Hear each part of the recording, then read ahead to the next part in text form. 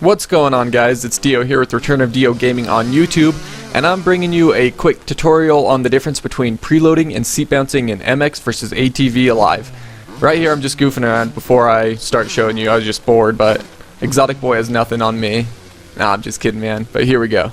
So pretty much the fundamentals, if you look in the bottom right of your corner, you can see that little shock in there, and when you lean back to preload, it goes down that far, and then when you click the stick in, that is going to be your seat bounce there.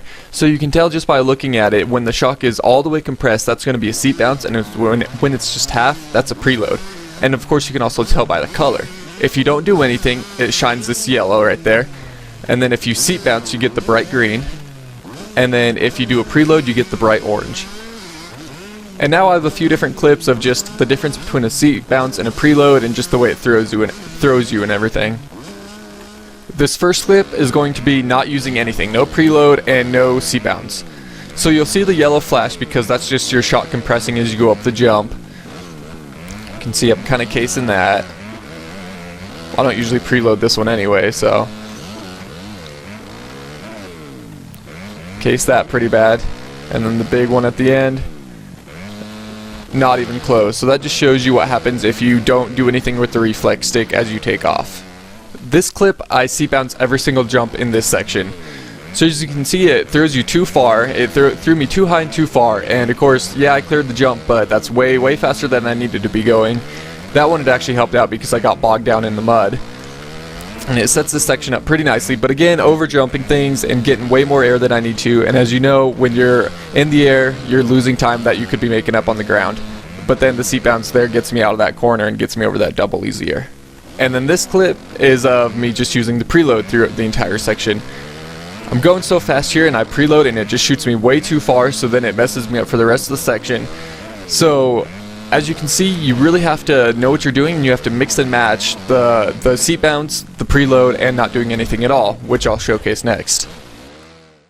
So this is an example of using everything. I seat bounce that tabletop there to get the pop over that. I don't do anything on this one because I had enough speed and I didn't want to over jump it. Again, I have enough speed for this double, so just hit it straight on. And then preload this one. I kind of case it, but I'm on 250F, yeah, it's whatever. And then I preload that one and get the full jump. So, as you can see, it just really depends on the situation. You have to know what you're doing, and you just, whatever the situation calls for is what you need to use, obviously.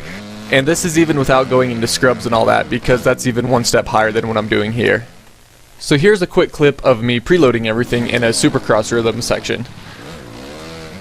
Just see, I kind of get, I guess Ralph Shaheen would say, huckabuck through all this, and I just kind of bounce all over, and I clear some jumps and I case some jumps, and it's just a mess. Like, you definitely can't just preload your way through an entire section.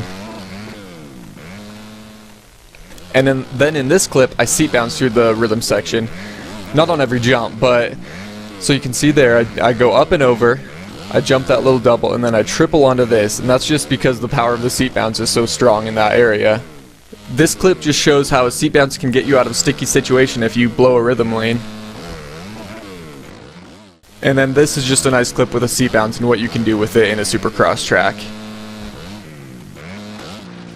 So I really hope this kind of helps you out with understanding the seat bounce and the preload. And I know it wasn't an amazing tutorial, but I hope it got the understanding out there, because I know I definitely had trouble with it when I was first figuring it out. Of course, guys, this has been Return of Dio. Till next time, take it easy. If it's easy, take it twice. I'll see ya. For daily motocross pro and am coverage, be sure to log on to vurbmoto.com, and if you like us, prove it.